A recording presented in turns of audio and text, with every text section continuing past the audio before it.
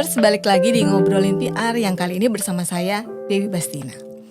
ID-commerce, kalau di episode sebelumnya, Mbak Tia sudah menjelaskan pentingnya menggali insight dari media online. Gimana sebuah pemberitaan di media massa bisa membentuk persepsi publik dan kenapa monitoring itu wajib buat brand dan korporasi. Nah, hari ini kita bakal bahas dari sudut pandang yang berbeda, yaitu media sosial. Nah, pernah gak sih kita sadar kalau media sosial tuh udah kayak nafas kedua buat banyak orang? Bangun tidur cek HP, sebelum tidur scroll dulu. Dan ini bukan cuma perasaan kita loh, datanya beneran ada. Menurut data We Are Social 2025, ada sekitar 143 juta pengguna media sosial di Indonesia. Jumlah itu bertambah terus sekitar 4 juta pengguna atau tumbuh 2,9% dibanding tahun 2024. Bahkan katanya ya, orang Indonesia itu menghabiskan waktu sekitar 188 menit atau 3,8 jam per hari untuk bermain media sosial. Gila kan? Itu cukup buat nonton satu film full. Tapi ya, dari semua waktu yang kita habiskan di sana, sebenarnya ada banyak insight yang bisa kita gali. Mulai dari siapa sih audiens kita, terus gimana perilaku mereka, sampai tren apa yang lagi naik. Kalau di media online memang lebih terstruktur, informasinya juga lebih terkurasi dan sering dijadikan referensi. Tapi di media sosial itu dinamis loh, real time dan penuh dengan opini serta interaksi langsung. Artinya, apa yang orang bicarakan di media sosial bisa berkembang sangat cepat. Bisa jadi peluang buat brand, tapi juga bisa jadi krisis loh kalau nggak dipantau dengan baik. Meskipun media online tetap penting buat membangun kredibilitas, media sosial nggak bisa dipandang remeh. Dari sini kita bisa melihat sentimen publik, tren yang lagi naik, dan bahkan mengidentifikasi influencer yang bisa bantu menyampaikan pesan dengan lebih natural. Jadi, gimana caranya kita bisa memanfaatkan digital insight dari media sosial untuk strategi komunikasi yang efektif dan berkelanjutan? Yuk kita bahas lebih dalam di episode kali ini. Oke, e-commerce, kalau kita ngomongin media sosial, rasanya udah gak bisa dilepaskan dari kehidupan sehari-hari. Coba deh, ada gak di sini yang sehari aja gak buka sosmed? Susah kan? Tapi media sosial itu bukan sekedar buat hiburan atau ngisi waktu luang atau melipir dari bos. Ada banyak fungsi lain loh yang secara gak sadar kita lakukan di sana. Kita cari informasi, tren, bahkan kita sering evaluasi diri berdasarkan apa yang kita lihat di media sosial. Makanya banyak orang yang menjadikan media sosial sebagai referensi sebelum membeli sesuatu. Mulai dari skincare sampai tempat makan. Dan dari sini juga peran influencer jadi makin besar. Di era digital kayak sekarang, masyarakat lebih percaya sama rekomendasi influencer dibandingkan iklan tradisional. Kenapa? Karena konten dari influencer terasa lebih relatable, lebih autentik, dan tidak berasa dipaksa untuk membeli. Berdasarkan survei komprehensif yang melibatkan lebih dari 2.000 responden dari berbagai latar belakang demografis, konsultan komunikasi Vero and YouGov menemukan bahwa 94% dari responden mengatakan bahwa influencer telah memberikan pengaruh dalam membentuk pola perilaku dan keputusan pembelian mereka. Tapi, dengan keterbukaan media sosial yang tanpa batas, ada tantangan baru buat brand dan korporasi. Sosmed itu tempat diskusi yang real time, di mana opini bisa menyebar cepat, baik itu positif atau negatif. Itulah kenapa validasi informasi itu penting. Nggak semua yang trending itu bener loh ID-commerce. Dan nggak semua percakapan itu organik.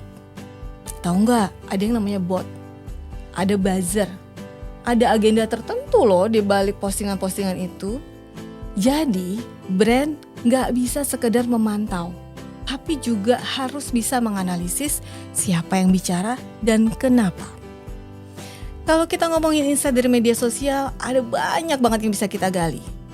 Kita coba breakdown satu-satu ya. Pertama, demografi dan psikografi. Dari media sosial, kita bisa tahu nih siapa aja yang sering berinteraksi sama brand kita. Usianya berapa? Lebih banyak laki-laki apa perempuan? Atau mereka tinggal di mana? Minatnya apa? Bahkan kita bisa mengira-ngira loh, status sosial ekonomi mereka tuh kayak gimana ya? Nah, dari data ini kita bisa bikin strategi yang lebih pas buat mereka. Kedua, perilaku. Kita bisa lihat mereka biasanya aktif di jam berapa. Lebih suka nonton video atau baca thread. Paling sering nge-like, komen, atau share konten yang seperti apa. Bahkan, kita bisa tahu customer journey mereka. Misalnya nih, dari lihat iklan, terus follow akun kita, baru deh akhirnya beli produk. Jadi nggak langsung instan. Ketiga, sentimen. Ini yang penting banget. Orang-orang ini ngomongin brand kita dengan nada yang seperti apa? Positifkah? Negatifkah? Atau mungkin netral-netral aja? Mereka suka nggak sama produk kita? Atau justru wah ada keluhan sebenarnya? Dari sini kita bisa tahu harus lebih banyak ngasih edukasi, bikin campaign yang engaging, atau malah siap-siap damage control ya karena ada potensi krisis. Nah, insight yang keempat adalah tren dan topik. Ini yang bikin media sosial selalu dinamis.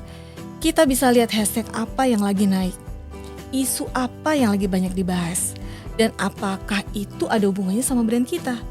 Kalau kita bisa masuk tren yang tepat, engagement tuh bisa naik drastis. Nah, yang terakhir nih, yang paling penting juga insight-nya adalah identifikasi influencer dan spokesperson. Siapa sih yang kira-kira cocok buat nyampein pesan dari brand kita? Apakah mereka ini punya engagement yang bagus? Kredibel nggak? Value mereka tuh cocok nggak sama brand kita? Karena nggak semua influencer tuh relevan loh buat semua brand.